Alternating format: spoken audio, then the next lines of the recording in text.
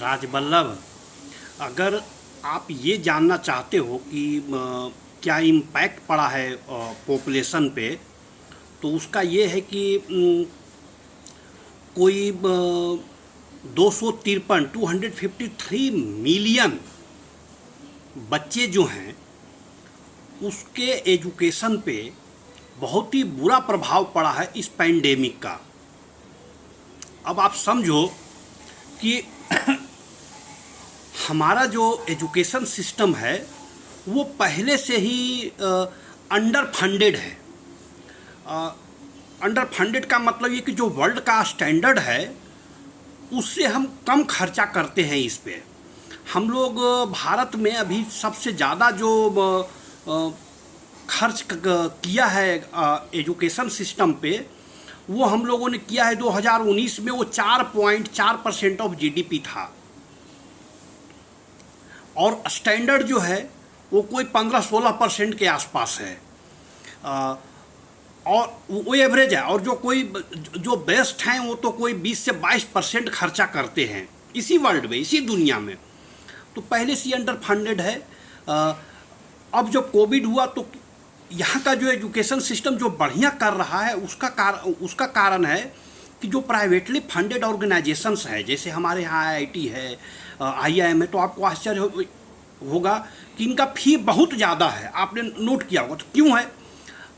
ऐसा नहीं है कि वो कोई बिजनेस कर रहे हैं, उतना फंड चाहिए ही अच्छी पढ़ाई के लिए, लेकिन नहीं हो पाता है। हम लोग गवर्नमेंट स्कूलों में, जो गवर्नमेंट के पॉलिटेक्निक कॉलेजेज हैं, गवर्नमेंट के जो आईटीआई कॉलेजेज हैं, गवर्नमेंट के जो स्कूल्स हैं, उसमें कहाँ हो पाते हैं? नहीं हो पाते हैं। तो इसलिए हमारी क्वालिटी पहले से ही ख़राब थी। और पैंडेमिक ने, वो कहते हैं ना, एक तो नीम उस पर करेला चढ़ा, तो फिर बड़ा ही मुश्किल हो गया है। एक डेटा के हिसाब से खास करके सरकारी स्कूलों के 30% बच्चे जो हैं वो स्कूल छोड़ दिए हैं। देखिए, सर्व शिक्षा अभियान चला करके स्कूलों में बच्चों को लाया गया था। जो बच्चे कहीं बाल मजदूरी कर रहे थे, जो बच्चे कहीं काम कर रहे थे, खेतों में काम कर रहे थे, उनको कि हम आप चलिए, खाना देंगे, कपड़ा देंगे, बैग देंगे, सब कुछ देंगे, आप स्कूल चलिए। तो सर्व शिक्षा अभियान दुनिया का सबसे बड़ा अभियान था जिसे चला करके बच्चों को स्कूल लाया गया था। लेकिन हुआ ये कि कोविड में वो स्कूल बंद हो गए। तब वो, और बंद हुए तो बहुत लंबे टाइम के लिए बंद हो गए। बंद होना कोई बहुत बड़ा प्रॉब्लम नहीं था, क्योंकि उस समय किसी के पास कोई सोल्यूशन नहीं था, कोई हल नहीं था, कोई जानकारी नहीं था।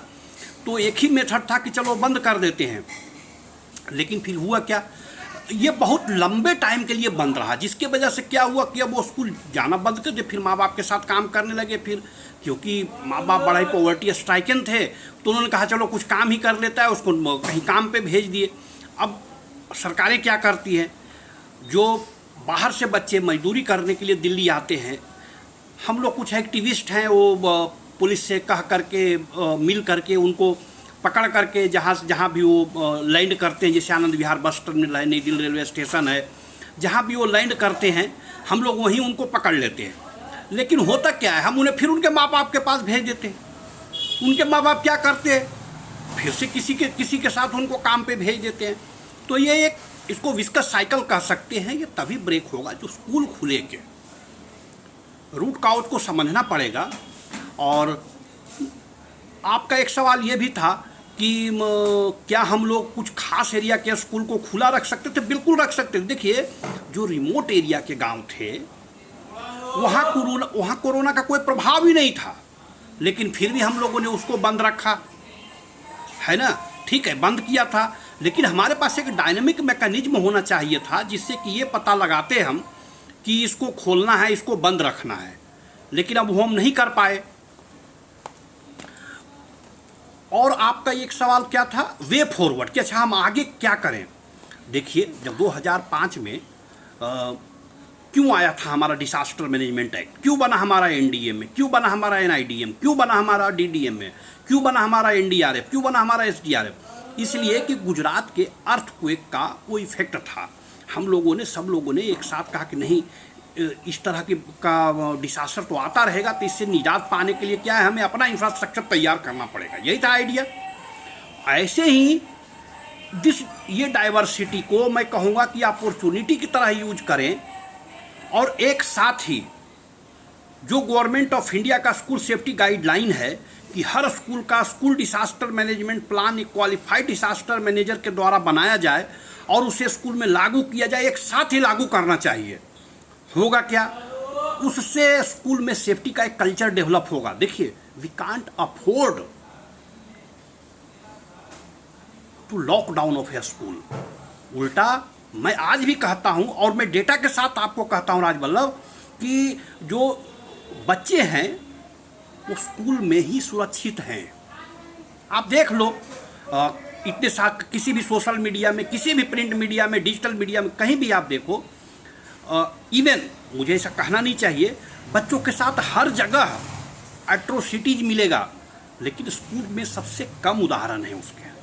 ऐसा नहीं कहता कि वहाँ नहीं हुआ है, वहाँ भी हुआ है, लेकिन परसेंट अगर आप देखेंगे तो सबसे कम हुआ है। तो school is the best place for children.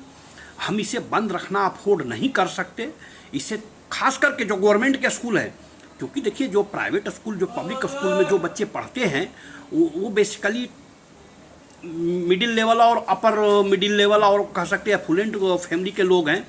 वो कैसे भी मैनेज कर ले रहे हैं एजुकेशन, लेकिन नीचे के लोग जो हैं वो नहीं कर पा रहे हैं। और भारत गाँवों का देश है, अगर उनके बच्चे नहीं पढ़े तो देश का बहुत बड़ा नुकसान हो जाएगा। मैं यही कहना चाहता हूँ। Thank you.